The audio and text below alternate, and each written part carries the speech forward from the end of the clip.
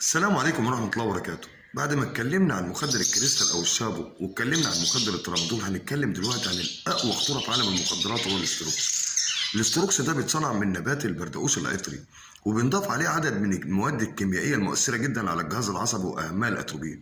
طبعا أول مرة القرف ده بيتاخد بتحس إن مزاجك حلو أوي وإنك سعيد ومبسوط، وبعد كده بتحس بخنقة وباكتئاب، وممكن تقتل وممكن تسرق، وبتبقى دايما عندك اي رغبة في الانتحار، وبتبقى عصبي وبتهرش كتير. كل ده بيعمله واكتر من كده بكتير. بتحس باصوات غريبة، بيتهيألك ان في حاجات بتزحف على جسمك، بيتهيألك ان في حاجات بتزحف على الارض، بيتهيألك حاجات كتيرة قوي. انت ليه بتعمل في نفسك كده يا اخي؟ ليه بتعمل في نفسك كده؟ ليه تقتل نفسك بالشكل ده؟ ارجوك ابعد عن القرف ده. ربنا يهديك.